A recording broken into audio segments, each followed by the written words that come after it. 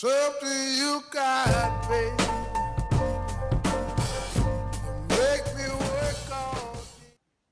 Hi everyone, this is Diana again, and today we're going to be talking about the blog post that I published yesterday, and that was titled Boundaries: What You Will and Will Not Tolerate. And in that blog post, I touched on four different subjects. The first one was following your intuition, and it's very important to follow what your instinct is telling you. If your instinct is telling you that something's not right, something doesn't feel um, authentic for you, that a situation feels, a little out of place, any kind of emotions like that come up for you, it's important to listen to yourself. A lot of times we put a lot of emphasis on being proper or being having like really good manners and just overly um, caring about what people might feel or think or say about us. And a lot of times we neglect our own needs and our own emotions, and that's not good because a lot of times that leaves us feeling resentful. It leaves us feeling like we were used, and it also leaves us feeling unappreciated. That we give so much to others, but we don't get anything back in return. And then the second topic was to be direct. Be direct with people. Don't lead them on or try to let them down slowly or softly, um, because that creates confusion for people. When things don't match up, they start picking and choosing what they want to what they want to perceive or believe is real. So they're gonna, a lot of times people will choose whatever is most convenient for them. As human beings, we want to make our lives easier. We want, things to benefit us. So if a boundary that you have set is being tested, you need to stay firm. You need to not waver in your decision or boundary, because there will be, you need to prepare yourself. There will be people who are going to test that line. They're going to test that boundary, because there's people, out there that are constant line steppers and they just want to see how far they get with you.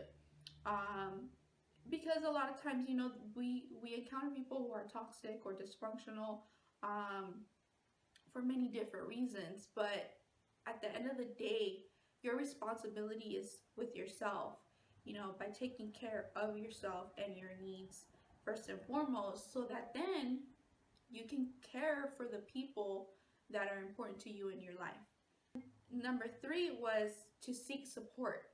And by seeking support, I mean you need to have a strong support system in place. People who you care about and care about you, that are gonna be there when things get rough or tough. Because it's not always easy to be assertive. It's not always easy to set healthy boundaries with people.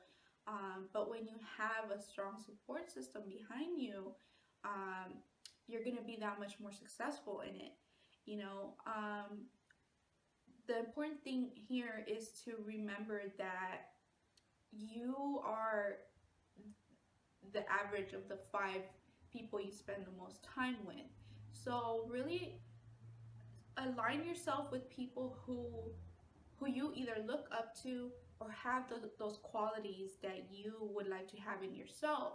You may feel at first, when you're starting to set healthy boundaries, you may feel selfish. You may feel guilt. You may feel uncomfortable and not wanting to tell the person no, or let them down or anything like that. But it's very important for you, if you at your core you feel like this is not this is not going to be a good situation. I'm not really going to help. This isn't really going to help them in the long term. Or if it's affecting you and your family, then you need to step away and say no. And stay firm. Be direct. Don't beat around the bush, because they will interpret that in a way that is going to benefit them and maybe not you. So the fourth tip that I gave was consider your values. And this is really important because a lot of people, I believe, go through life without really knowing what they hold most dearly in life. They don't stop to think about what makes them tick. You know, for me, for example, my top three values are: number one, family, which includes my husband and my children, and then obviously my extended family after that. But first and foremost, them. And then creativity. I put a lot of emphasis in having creativity in my life, in wanting to harbor more creativity in my life, and that comes in different ways. But the third one for me is authenticity, and authenticity again is just being who you really are at your core. So really knowing, what your values are is super important, because that is something that you're going to be able to reflect upon and see if certain situations are lining up with your values. And a lot of times they're not. A lot of times we're doing things that don't bring us any closer to our family. For example, in my case, there was no place for creativity in those things that I was doing. And then a lot of times, again, there was no place for me to be myself, for my inner self to shine through, because it was, again, situations that I was either guilted into doing, or out of necessity I had to do, or I had no vision, I had no really direction in life, so I did things that just to do them, just because I had nothing better, I thought, to do. So again, now a lot of times when I'm gonna make a tough decision, and I'm gonna make another video about how to make tough decisions in life. But again, one of the main things that I do when I'm gonna make a tough decision in my life is that I put them up against my values, and I see if they make sense, if they're getting me closer to my values or further away from them. So that's, for me, one of the big things that now I do, and it's worked very well for me. So those are a couple of the tips that I wanted to share with you.